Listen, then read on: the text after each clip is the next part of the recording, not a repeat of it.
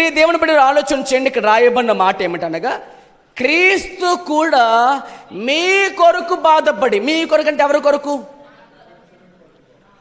ఆయన కోసం ఆయన బాధపడలేదంట, మన కోసం ఆయన బాధపడ్డారంట. ఎవరి కోసం బాధపడ్డారు? తన కోసం తను బాధపడడం కాదట, మన కోసం ఆయన బాధ పెట్టబడ్డాడు, ఆయన బాధపడ్డారు. అందుకే రాయబడిన మాట, క్రీస్తు కూడా మీ కొరకు బాధపడి మీరు తన అడుగు జాడలు నడుచుకోవాలి అని ఆయన బాధపడ్డారు. ఎందుకు అంటే ఈ మాట చెప్తున్నాను, పాపము చేయడం వల్ల ఏమి చెరిపేసుకున్నాడు మనిషి అంటే మార్గం చెరిపేసుకున్నాడు. ఏం చెరిపేసుకున్నాడు చెప్పండి ఒకసారి? మార్గము. ఆదికాండము 6వ అధ్యాయము 12వ వచనం చదవండి అందరూ ఒకసారి. పాపము చేయడం ద్వారా దేవుడు మనిషికి అనుగ్రహించిన మార్గం ఏం చేసుకున్నాడు మనిషి అట? చెరిపేసుకున్నాడు. ఆదికాండము 6:12. దేవుడు భూలోకమును చూచినప్పుడు, అది చెడిపోయి ఉండెను. భూమి మీద సమస్త శరీరులు తమ మార్గమును చెరిపివేసుకుని ఉండిరి. తమ మార్గములు ఏం చేసుకున్నారంట? వారు చెరిపేసుకున్నారు. దేవుడు మనిషిని లోకం పంపించినప్పుడు యథార్థవంతులుగానే పంపిస్తున్నాడు. ఆయన కుమారులు యెహోవా అనుగ్రహించు స్వాస్థ్యము, ఆస్తి వారికి దేవుడిచ్చిన బహుమానం. గర్భఫలము దేవుడిచ్చే బహుమానము. ఈ బహుమానమైనటువంటి బిడ్డలు ఏమవుతున్నారంటే బాల్య వయసు వచ్చేసరికి ఏమైపోతున్నారు? వాళ్ళు తమ నడవడికలను చెరిపివేసుకున్నారంట. బైబిల్లో కూడా మాట రాయబడి ఉంది. అందరూ చదువుతారు ఒకసారి ఆ మాట తీసి. ఆదికాండము 8వ అధ్యాయము 21వ వచనంలో 4వ లైన్ చదువుదామండి ఒకసారి.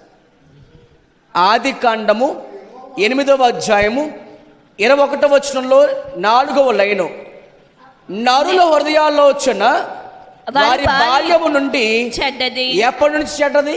బాల్యము నుండి. పుట్టినప్పటి నుంచి కాదట. వారు ఎదిగిన తర్వాత బాల్య వయసు వస్తుందా అంటే, ఒక వయసు వచ్చిన తర్వాత వారు ఏమైపోతున్నారు? వారి హృదయాల్లో వచ్చిన చెడిపోతుందంట. అందుకే ప్రభు చెప్పారు, బాలుడు నడవవలసిన త్రోవను వారికి నేర్పించండి, మార్గం చూపించండి. వారికి మీరు మార్గం చూపించాలంటే మీరు సరైన మార్గంలోని చెప్పాలి ఉండాలి.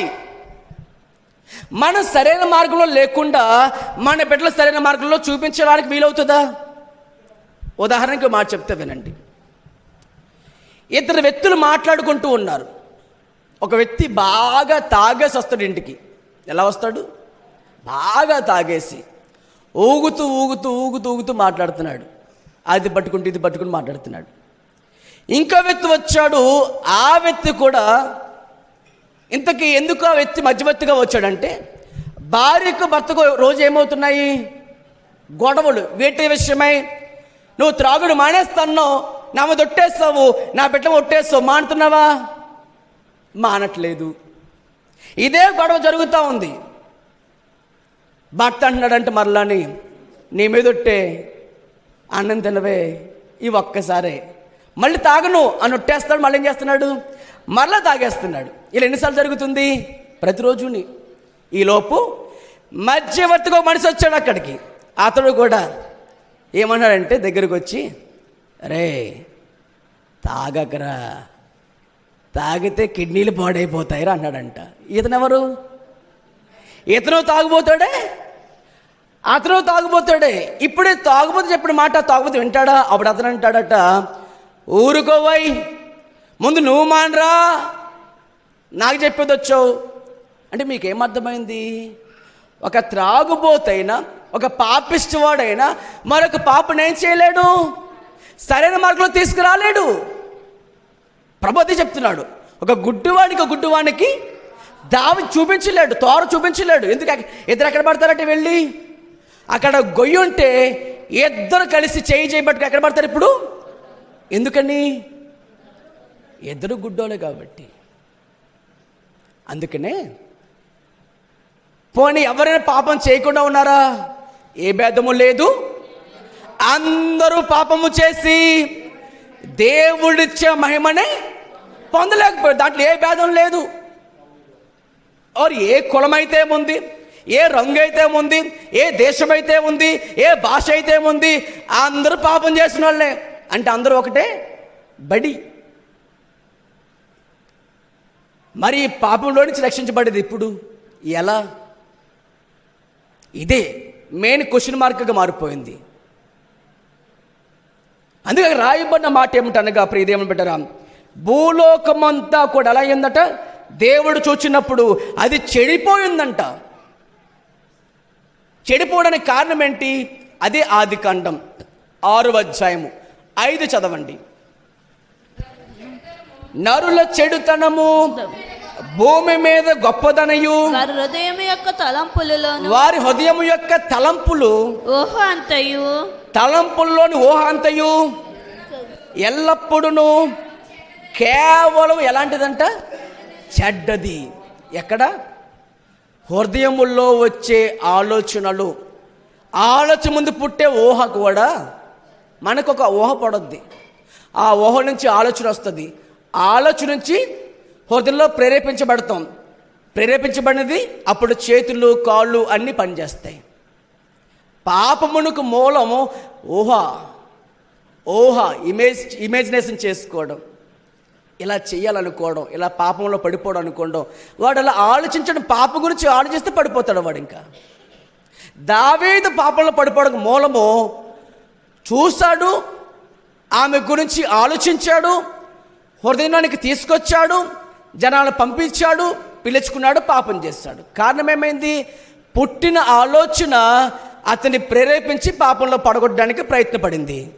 కాబట్టి మీ అందరికీ నేను చెప్తున్న మాట ఏమిటనగా, మనుషులందరూ ఏం చేసుకున్నారంట, మార్గములు చెరిపి వేసుకుని చెడిపోయి బ్రతుకుతూ ఉన్నారు.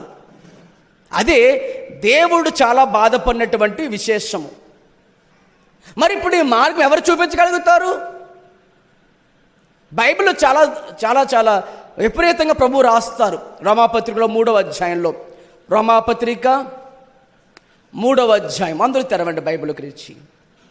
రోమాపత్రిక 3వ అధ్యాయము 11-12 చదవండి. నీతిమంతుడు లేడు, నీతిమంతుడు లేడు, ఒక్కడునూ లేడు, ఒక్కడు కూడా లేడు, గ్రహించేవాడు ఎవడనూ లేడు. అసలు గ్రహించే వయసు వచ్చినప్పటికీ వారికి ఏం లేదు, గ్రహింపలేదు. తర్వాత దేవుని వెతుకువాడు ఎవడూ లేడు, దేవుణ్ణి వెతికేవాడే లేడు. అందరును త్రోవ త్రప్పి, త్రోవ అనగా మార్గము తప్పి, ఏకముగా పనికి మాలిన వారైపోయారు. మేలు చేయవాడు లేడు, అసలు మేలు చేసేవాడే లేడు, ఒక్కడైనను లేడు, అసలు ఒక్కడే లేడంట. ఇది మానవుని జీవితం. ఇలా ఉందని ప్రభువు చెప్తున్నారు. వారు ఏకముగా త్రోవ తప్పిపోయిన వారుగా ఉన్నారు, మార్గాలు చెరిపి వేసుకున్నారు. దేవుడు వాక్యముకు చోట్లేదు వారి జీవితంలో. అందరున్నా కొందరున్నా అందరూని, ఏ దేశం వాళ్ళు అన్ని దేశాల వాళ్ళుని, ఏ రాష్ట్రం వాళ్ళు అన్ని రాష్ట్రాల వారుని, ఎంతమంది అందరూని. దేవుడైతే వారికి సరైన మార్గం చూపించారు లేదా? చూపించారు.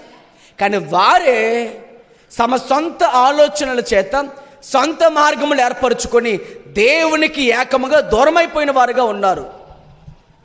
మరి ఎలా మనం ఆయన దగ్గరికి అవుతామో అనేది ఈ రాత్రి దేవుడు మనకు చూపిస్తున్న వాక్యం. ప్రభుకు మహిమ కలుగునగాక. పరిశుద్ధ లేఖనాలు తెరిచి దేవుని వాక్యం చదువుకుందాం. హోషేయ గ్రంథము 14వ అధ్యాయం, హోషేయ గ్రంథము 14వ అధ్యాయము 9వ వచనం చదవండి. జ్ఞానులు ఈ సంగతి వివేచింతురు, బుద్ధిమంతులు వాటిని గ్రహించుదురు. ఏలయనగా యెహోవా మార్గములు చక్కనివి, యెహోవా మార్గము చక్కనివి, నీతిమంతులు దాన్ని అనుసరించి నడుచుకుందురు, నీతిమంతులు దాన్ని అనుసరించి నడుచుకుందురు. కానీ తిరుగుబాటు చేయువారికి దారికి అది అడ్డము గనుక వారు తొట్టిల్లిపోతారటండి. ఆలోచించండి మాట. హోషేయ భక్తునితో దేవుడు స్వయంగా మాట్లాడిస్తున్న మాట అది. ఏమిటనగా, జ్ఞానులు అయితే ఈ సంగతులు దేవుడు చెప్పే సంగతులను వివేచింతురు. ఎవరట? జ్ఞానులు. వివేచించడం అంటే పరిశీలన చేస్తారు, ఆలోచించుకుంటారు, గ్రహిస్తారు. ఎవరట? జ్ఞానులైతేనే. జ్ఞానులు ఎవరు? వాక్యమును విని ఆ వాక్యమును గ్రహించేవారు, వివేచించేవారు ఎవరైతే ఉన్నారో వారు జ్ఞానులు. బైబిల్ ప్రకారం జ్ఞానం అనేది షాప్లో దొరికే వస్తువు కాదు. జ్ఞానం అనేది డబ్బులు పెట్టుకుంటూ కొనుక్కోవచ్చేది కాదు.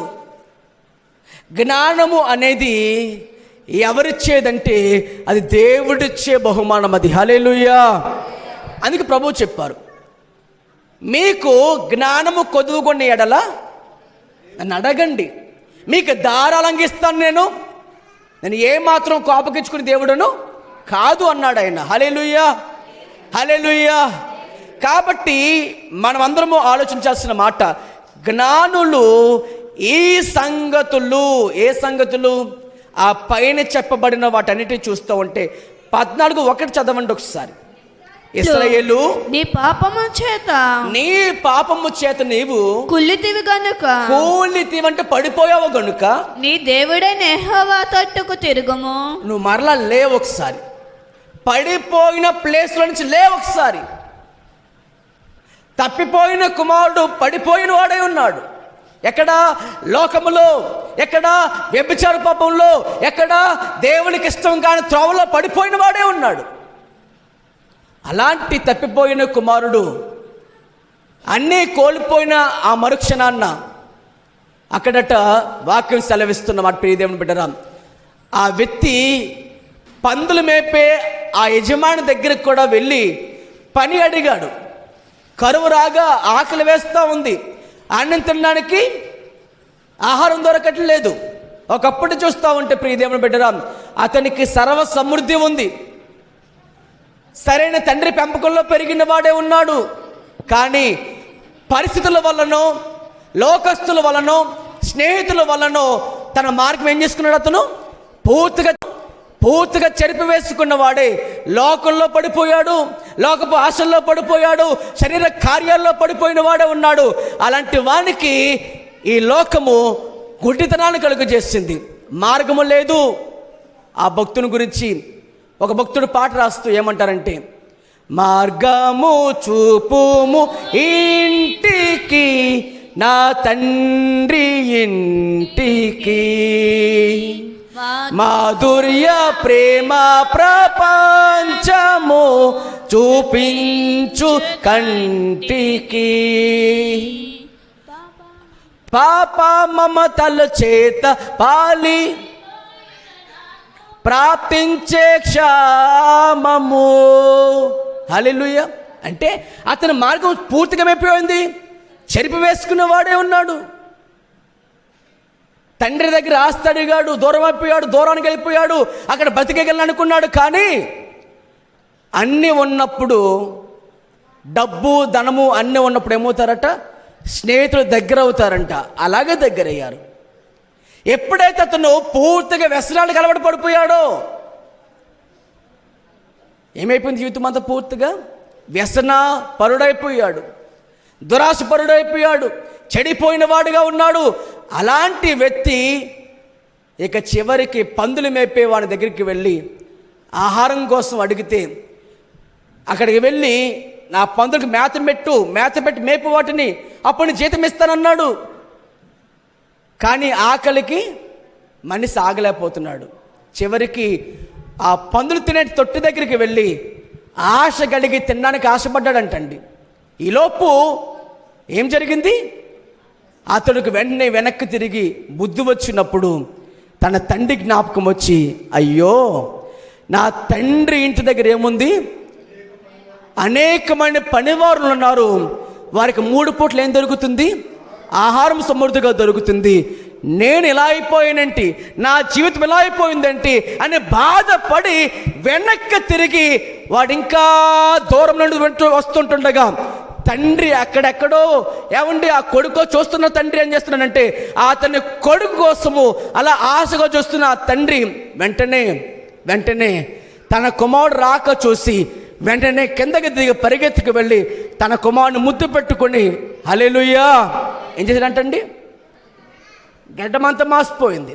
ఎప్పుడు పళ్ళు తోముకున్నాడో, ఎప్పుడు బట్టలు వేసుకున్నాడో తెలియదు, కానీ ఆ మురికిపోయినటువంటి ఆ మట్టి వాసన, ఆ మురికి వాసనతో ఉన్నటువంటి మనిషిని తండ్రి వెళ్ళి కౌగిలించుకుని ముద్దు పెట్టి తన పాపాలు పూర్తిగా కడిగి వేస్తాడంట. స్తోత్రం కలిగిన బిగ్గరగా హల్లెలూయా. దీని అందరికీ కారణం ఏంటి ప్రియ దేవుని పెట్టారా? మార్గములు ఏం చేసుకున్న మనిషి చెరిపేసుకున్నాడు. చెరిపి వేసుకుని మరలా వెనక్కి వస్తే ఏం చేస్తాడు దేవుడు? మరలా తన ప్రేమను వెల్లడపరుస్తున్నాడు. దానినే మనందరము కూడా ఈరోజున ఆలోచిస్తున్న పాఠము ఏమిటంటే ప్రియ దేవుని బిడ్డలారా, మార్గము చెరిపి వేసుకున్న వారికి మరలా తన మార్గమును చూపిస్తున్న వాడే వచ్చాడు దేవుడు ఈ లోకమునకు. హల్లెలూయా. కాబట్టి జాగ్రత్తగా ఆలోచన చేయండి. ఈ రోజున బైబిల్ కదా మనం సెలవిస్తున్నమాట, జ్ఞానులైతే ఈ వాక్యమును సంగతులు ఏం చేస్తారో వాళ్ళు వివేచన చేస్తారు. అందుకే ప్రభు చెప్తున్నారు, మీరు పాపమును చేయబడాలి, తిరిగి రండి, ప్రయాసపడి భారం వస్తున్న సమస్య జొల్లారా నా ఎదుగా రండి. మీరు ఎక్కడికి వెళ్ళొద్దు. ఇశ్రాయేలు, నువ్వు రాణి దూషించిన ఎడల నా ఎదుగా రమ్ము. నువ్వు లోకానికి వెళ్ళిపోవద్దు, నా ఎద్దుకే రండి అని ప్రేమతో పిలుస్తున్నాడండి. చూడండి ఆ మాట 2వ వచనంలో చదువుతున్నాను. మాటలు సిద్ధపరచుకుని యెహోవా యొద్దకు తిరుగుడి. యెహోవా యొద్దకు తిరుగుడు. చాలండి, ఒకసారి ఆగండి. ఇక్కడ ఏం చేసుకోవాలట? మాటలు. తప్పిపోయిన కుమారుడు ఏమి చెప్పడానికి వచ్చాడు తండ్రి దగ్గరికి? మాటలు సిద్ధపరచుకొని, నీ కొడుకుని అనిపించుకోవడం నాకేం లేదు, యోగ్యత లేదు, యోగ్యుడని కాను అని చెప్పడానికి బయలుదేరాడు. కానీ తండ్రి మాత్రం, అయ్యా నేను పరలోకమునికి విరోధముగాను నీకు విరోధంగా పాపం చేశాను అని చెప్పడానికి వచ్చిన వాడు కాస్త నీ కుమారుడు అనిపించుకోవడం అంట్లోపటికి, రే ఇతను వచ్చాడు, తిరిగి వచ్చాడు రా, నా కుమారుడు చచ్చబతికాడు అంటున్నాడు ఇక్కడ. హల్లెలూయా. మళ్ళీ అంటాడు, నాన్న నేను నీ అంట్లోపటికి మళ్ళీ ఏం చేస్తున్నాడు? ఇప్పుడు ప్రశస్త వస్త్రాలు తీసుకొస్తున్నాడు. హల్లెలూయా. నాన్న నీ కొడుకు అంట్లోపటి మళ్ళీ ఏం చేస్తున్నాడు? మరలా చెప్పులు తొడిగిస్తున్నాడు. హల్లెలూయా. నాన్న నీ కొడుకుని అన్నాడు. మళ్ళీ ఏం చేస్తున్నాడు? హే నువ్వు ఆగరా, ఉంగరం తీసుకురాను అన్నాడు. కోల్పోయినవన్నీ నాకిచ్చుటకును, బాధల నుండి బ్రతికించుటకును, నీవే రాకపోతే నేనేమైపోదు. అసలు చెప్పండి ఒకసారి, నేనే రాకపోతే నీవేమైపోదును. నేనుండాలేనయ్యా, నే బ్రతుకాలేనయ్యా. అందరూ కలిసి పాడదామా గట్టిగా స్వరాలెత్తి? నీవే లేకుండా నేనుండాలేనయ్య. గట్టిగా పాడదాం అందరూ.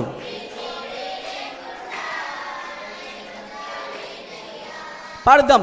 రాజా నీ సన్నిధిలోనే నుంటానయ్యా, మనసారా ఆరాధిస్తూ బ్రతికేస్తానయ్యా, నేనుండాలేనయ్యా, నే బ్రతుకాలేనయ్యా. అందరూ స్వరాలు ఎత్తి పడదాం.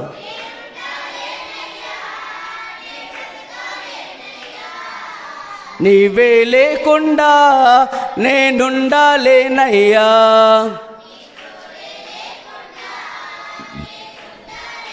హల్లెలూయా. ఇంత చెడిపోయిన మానవుణ్ణి, చెడిపోయిన తన కొడుకుని మరలా హత్తుకున్న ప్రేమ ఆయన ప్రేమ. హల్లెలూయా. ఏమండి, అవన్నీ కోల్పోయిన వాడే ఉండగా మరలా నువ్వు కోల్పోయింది ఏమిటి? ఏమి లేదు నాన్న, ఇదిగో నువ్వు తిరిగి మరలా వచ్చావు కాబట్టి నీకన్నీ ఇచ్చేస్తున్నా, చెప్పులు తీసుకో, రక్షణ వచ్చింది నీకు. మళ్ళీ ఏమన్నాడు ఆయన? వస్త్రం తీసుకో, కోల్పోయిన రక్షణ మళ్ళీ తిరిగి ఇస్తున్నాను ప్రభు ఇస్తున్నాను చెప్పి మళ్ళీ తండ్రి తన కొడుకు ఇస్తున్నాడంట. ఇవన్నీ చేస్తూ మాత్రమే కాకుండా ఇదిగో నా కొడుకుకు భోజనం పెట్టమని విందు ఏర్పాటు చేయించాడు.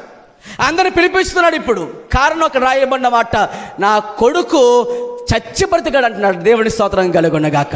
దేంట్లో చచ్చిపోయి? పాపములో చనిపోయి నీతిగా బ్రతుకుట కొరకు నా కొడుకు తిరిగి వచ్చాడు అనగానే అందరూ సంతోషిస్తున్నారు. గట్టిగా స్తోత్రం చెప్పండి ఒకసారి. ఈ రోజున ప్రభు చెప్తున్న మాట అదే.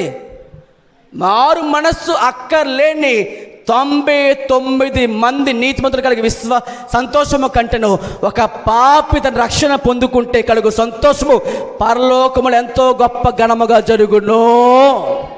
గట్టిగా చెప్పడం కూడా స్తోత్రం చెప్పండి ఒకసారి. హల్లెలూయా, హల్లెలూయా. ప్రియ దేవుని జనాంగం, అంత గొప్ప దేవుడు మన దేవుడు అండి. ఆయన వచ్చినందుకు, ఎందుకంటే తెలుసా ఆయనకి పాపం ఎంత భయంకరమైనదో. యేసు ప్రభువారు కూడా ఈ లోకంలో ఎంత గొప్ప జయాన్ని పొందుకుని ఈ మాట పౌలు గారితో రాయించారు పరిశుద్ధాత్మ దేవుడు అంటే హెబ్రీ పత్రిక 7వ అధ్యాయం 26 చదవండి ఒకసారి. హెబ్రీ పత్రిక 7వ అధ్యాయము 26వ వచనం. పవిత్రుడును నిర్దోషియు నిష్కల్మషుడును పాపులలో చేరక ప్రత్యేకంగా ఉన్నవాడును ఆకాశ మండలము కంటే మిక్కిలి హెచ్చైన వాడు ఇట్టి ప్రధాన యాజకుడు మనకు సరిపోయిన వాడు. హల్లెలూయా, హల్లెలూయా. చూడండి ప్రియ దేవుని బిడ్డలారా, ఎంత గొప్ప మాట అంటే యేసు ప్రభువారు ఈ లోకంలో జీవించినంత కాలం, ఎంతకాలం ఆయన జీవించారు? చరిత్ర ఏం చెప్తుంది? 33 సంవత్సరాల జీవితం. ఇంత జీవితంలో ఆయన ఎక్కడైనా పాపంలో పడిపోయారా? ఆలోచనలోనైనా, మాటలోనైనా, చూపులోనైనా, తలంపులలోనైనా, ఉద్దేశపూర్వకంగానైనా ఏ విషయంలో పాపంలో పడిపోరు. అదే ఆయన ప్రత్యేకత. హెబ్రీ పత్రిక 4:15 రాయబడిన మాట. హెబ్రీ పత్రిక 4వ అధ్యాయం 15వ వచనంలో ఏమని రాయబడింది అంటే, మన ప్రధాన యాజకుడు మన బలహీనతల యందు మనతో సహానుభావం లేనివాడు కాడు గాని సమస్త విషయములలో మన వల్లనే శోధింపబడినను. ఆయన మన వల్లే శోధించబడినను. ఆయన పాపము లేనివాడుగా, ఆయన మాత్రమే ఎలా ఉన్నారట? పాపము లేనివాడుగా. అందుకు చెప్పండి మాట, పాపమును లేనివాడుగా ఉన్నాడు. ఇదే ఆయన రికార్డ్. అది మరి ఎవరి లోకంలో ఉన్నారు అలాగా? మీరు చెప్పండి. అవి నేను చెప్తాం. పోనీ నేనైనా మీరైనా అసలు ఆలోచనకు పాపం రాలేదని నా చూపుల్లోకి అనగలమా ఎవరైనా? ప్రపంచంలో ఎవరిని చెప్పలేమే మాట.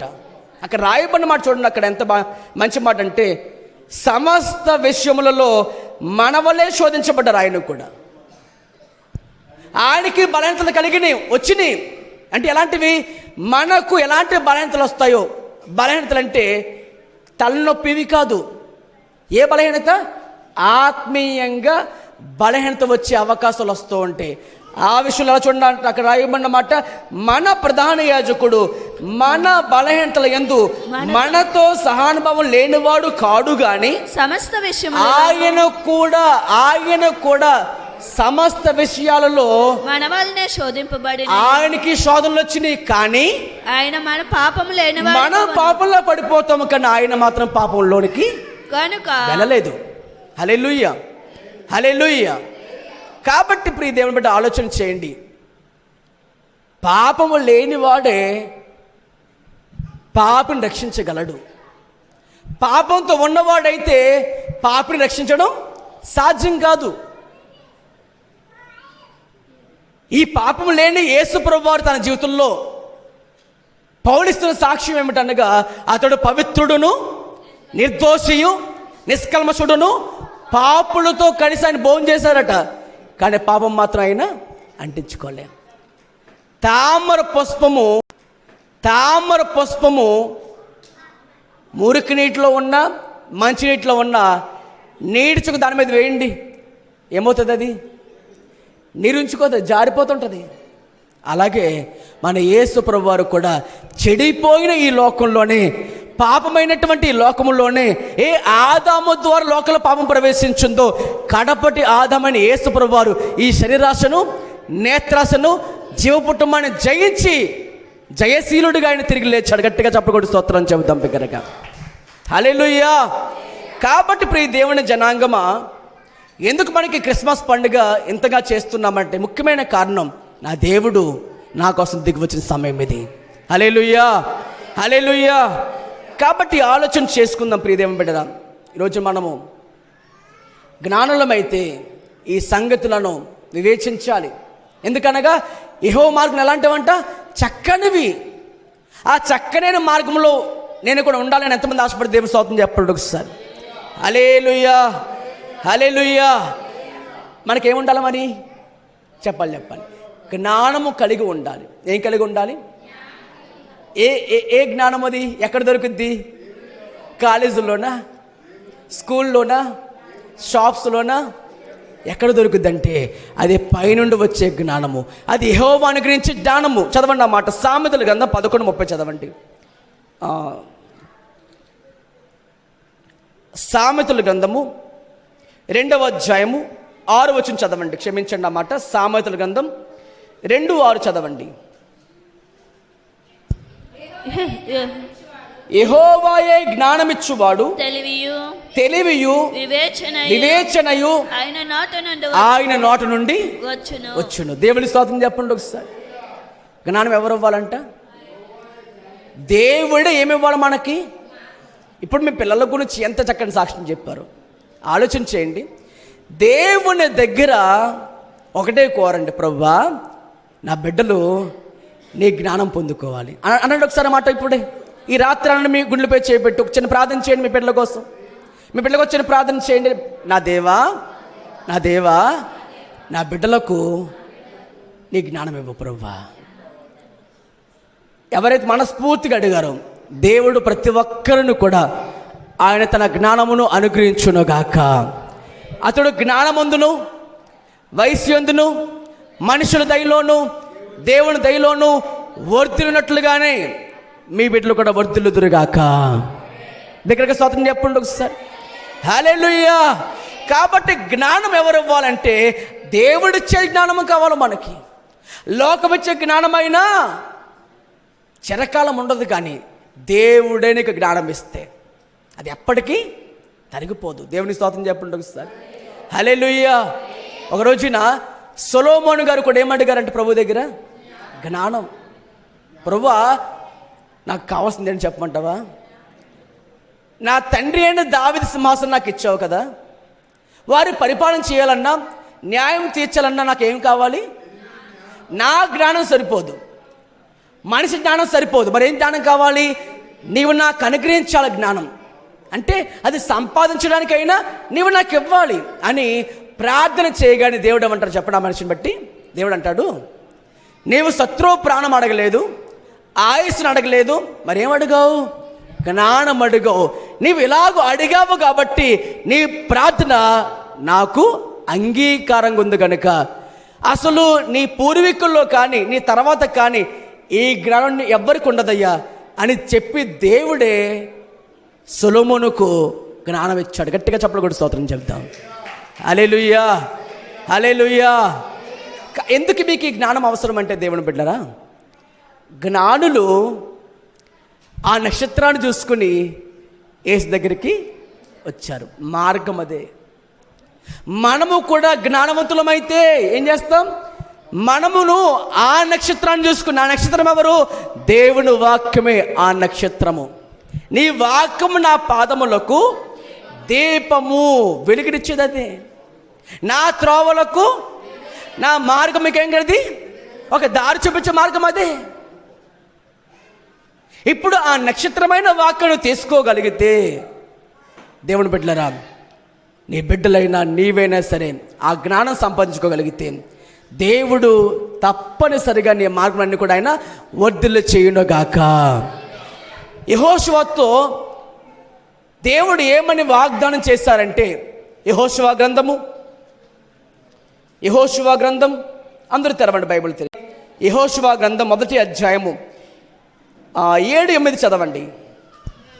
అయితే నువ్వు నిబ్బరము కలిగి జాగ్రత్తపడి బహు ధైర్యముగా ఉండి నా సేవకుడైన నా సేవకుడైన మోసే నీకు ఆజ్ఞాపించినట్లు ధర్మశాస్త్రం అంతటి చొప్పున చేయాలి. నీవు నడుచు. చూడండి నీవు నడుచు ప్రతి మార్గమున చక్కగా ప్రవర్తించాలి. అంటే నీవు కుడికి గాని నీవు దాని ఎడమకు గాని తొలగకూడదు. ఈ ధర్మశాస్త్ర గ్రంథం ముందు నువ్వు బోధింపక తప్పిపోకూడదు. దానిలో వ్రాయబడిన వాటన్నిటి ప్రకారం చేయుటకు నువ్వు జాగ్రత్త పడినట్లు దివారాత్రము దాన్ని ధ్యానించిన ఎడల నీ మార్గములను వర్ధిల్లింప చేసుకొని చక్కగా నీ మార్గం ఏం చేయబడుతుందంట? వర్ధిల్ల చేసుకొని చక్కగా ప్రవర్తించగలుగుతావు. దేవునికి స్తోత్రం కలుగునగాక. కుడి ఎడమలు తెలుసుకుని నువ్వు జీవించాలంటే, ఆ పరిశుద్ధ స్వరం నీకు వినబడి జాగ్రత్త కలిగి వాక్యములో శ్రద్ధ పెట్టి నీ జీవితం మార్చుకోగలిగితే, వాక్యం చెప్తున్న మాట నీవు చక్కగా ప్రవర్తిస్తావు, చక్కగా నడుచుకుంటావు. నువ్వు ఏ దేశంలో ఉన్నా, ఏ రాష్ట్రంలో ఉన్నా, ఏ గ్రామంలో ఉన్నా, కానీ నువ్వు స్కూల్లో ఉన్నా, కాలేజీల్లో ఉన్నా, ఎక్కడ ఉన్నా నీ దారి తప్పిపోకుండా ఉండాలంటే ఆయన వాక్యము నీ హృదయంలో ఉండాలంట. ప్రభుకు మహిమ కలుగునుగాక. ఆయన వాక్యం నీ హృదయంలో ఉంటే నువ్వు దారి తప్పిపోతావా? దారి తప్పిపోవు. ఎక్కడ ఉన్నా నువ్వు జ్ఞానంతో బ్రతుకుతావు. ఆ జ్ఞానం ఎవరు చెప్పనా? ఈ మాట పట్టుకోండి. ఆ జ్ఞానము పౌలుగా చెప్తారు. 1 కొరింథీ పత్రిక 1వ అధ్యాయము 24వ వచనం ప్రకారంగా దేవుడే శక్తివంతుడు, దేవుడే జ్ఞానమిచ్చేవాడని. చదవండి మాట. 1 కొరింథీ పత్రిక 1వ అధ్యాయము 24వ వచనం చదువుదాం. ఆయన యూదులకు ఆటంకముగాను అన్యజనులకు వెర్రితనముగా. చివరి లైన్ చదవండి. చివరి లైను, దేవుని వెర్రితనం మనుషుల జ్ఞానము కంటే జ్ఞానము గలది, దేవుని బలహీనత మనుషుల బలము కంటే బలమైనది. ఏం చదువుతున్నావు? 24 చివరి అని చెప్పన్నాను. క్రీస్తు దేవుని శక్తియును దేవుని జ్ఞానమై ఉన్నారు. హల్లెలూయా. అంటే నీ హృదయంలో క్రీస్తుకు చోటునిస్తే, నువ్వు క్రీస్తును సంపాదించుకోగలిగితే, అనగా ఏమిటి? నువ్వు తిరిగి జన్మిస్తే నీ లోనికి క్రీస్తు ప్రభువారు వస్తారు. హల్లెలూయా. కాబట్టి యేసు క్రీస్తును సంపాదించుకోగలిగితే సర్వ సంపదలు, బుద్ధి, జ్ఞానములు ఆయనలో గుప్తమై ఉన్నదంటాడు ప్రభు. దేవునికి స్తోత్రం కలుగునగాక. పౌలుగా చెప్పిన మాట అదే. క్రీస్తును సంపాదించుకోండి. ఆయనే జ్ఞానవంతుడు, ఆయన బుద్ధి వివేకమును కలుగు చేయవాడు. ఆ బుద్ధిని, వివేకమును మీలో ఉండాలి అంటే నువ్వెవరిని సంపాదించాలి? క్రీస్తును సంపాదించుకోవాలి. ఇంకా జ్ఞానం అంటే ఏమని చెప్తుంది బైబిల్ ప్రకారముగా? ఎఫెసీయులు 5:15 ప్రకారముగా సమయమును సద్వినియోగము చేసుకునే వారు నిజమైన జ్ఞానవంతులు. హల్లెలూయా. తర్వాత సామెతలు 11:30 ప్రకారముగా జ్ఞానము కలవారు ఇతరులను ఏం చేస్తారంట? రక్షిస్తారంట. ఇలా ఎవరైతే ఉన్నారండి వారు తమ మార్గములు సిద్ధపరచుకుంటారు, స్థిరపరచుకుంటారు. అందుకనే ఆ మార్గమును గురించి యేసు ప్రభువు చెప్తున్న మాట పేతురు గారితో రాయిస్తూ ఏమంటున్నారంటే, ఆయన పాపమును చెయ్యలేదు, అది మనకు చూపించిన మార్గం. మనం కూడా ఏం చేయాలి? పాపము చేయకుండా పరిశుద్ధమైన మార్గములో నీతిగా జీవించాలి. మనకి దేవుడు చూపించిన మార్గం అది. ఆయన నోట ఏ కపటమును లేదు. మనం చూపిస్తున్న మార్గం ఏంటి? ఇప్పుడు మన నోటకు ఏ కపటమును ఉండకూడదు. చూడండి, జ్ఞానులు నక్షత్రాన్ని చూసుకుని యేసును ఆరాధించడానికి వచ్చారు. అదే సమయంలో నక్షత్రాన్ని వదిలిపెట్టుకొని రాజభవనంకి వేస్తే ఎవరు కనిపించారు అక్కడ? వాళ్ళకి హేరోదు రాజు కనిపించాడు. ఈ మాట ఆలోచన చేయండి. సొంత జ్ఞానము చేస్తే నష్టం కలుగుద్ది. ఏం చేస్తేనే ఆ మార్గం తప్పించుకొని తిరిగినటువంటి జ్ఞానులు ఏమైపోయారు? హేరోదు రాజుకి వెళ్ళారు. అక్కడ ఏమడుగుతున్నారు? యూదుల రాజుకి